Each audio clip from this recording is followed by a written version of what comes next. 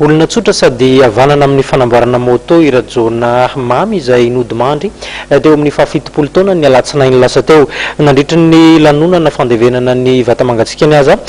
dia ny alohavana moto maro ny fiara izay nitondra ny razana rahatsika ny satra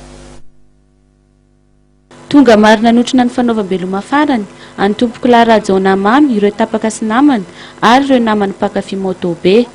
nisy arak'izany ny cortezina moto izay nitotro saindreto farany anehoana ny fitiavan'izy ireo azy sy ny fitiavan'ny tompoko la moto fony fahavelony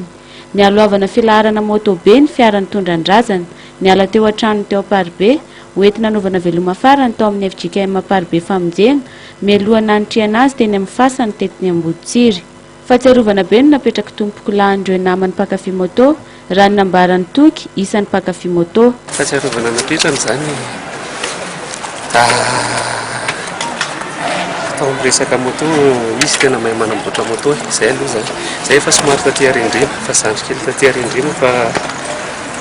ho an'ny olona tena nafantatra azy tany aloha zany izy koa ohatry tena mahay mitondra moto fa ny taty arina zany napetrany izy mahay manamboatra moto mahay manamboatra moto be izy zany izay zavara tena izy mitatsoka be rehefa moto rehefa mandara dia namana daholo aminazy. Anisan'ny nanamarika ny androm-piainan'ny tompoko lany moto ny fitiavany sy ny fahaizany manamboatra izany raha nambarana Andriamatondrema efa namany nanomboka ny taona 770 Ny fomba nahafantarana azy moa zany tany amin'ny 1969 tany 70 izy dia io ny fiainan'Andray manontolo moto miaraka ny efa voalaza ny Jersey izy tena tsy dia hoe fa 40 volana izy fa tena fitiavana moto izy dia izay ny fiarahana mihoatra ny 10 taona zany moto ny fiainana dia na dia fara avy any an-dafy moa efa 10 taona tany miverina dia tena izy mbola be projet be izy amina moto dia izy ako hoe tena fiainana izy azay koa raha natonga namory ny namana motara hoe nizy zany izy ianao navaiza génération inona na inona dia araky ny filazaka azy hoe mamy ny dinosaure mamy pata ozy ny tena manana azy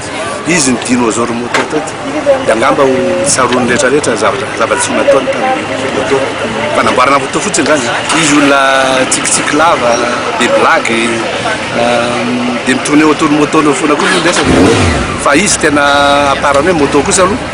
izy koa intellectuel tsy aivina fa anisan'ny nampivondrona karazan'olona samihafa irajona mamy tamin'ny alalan'ny moto ary ihany koa anisan'ny ray aman-dren'ireo mpakafy moto eto Madagasikara ny tenany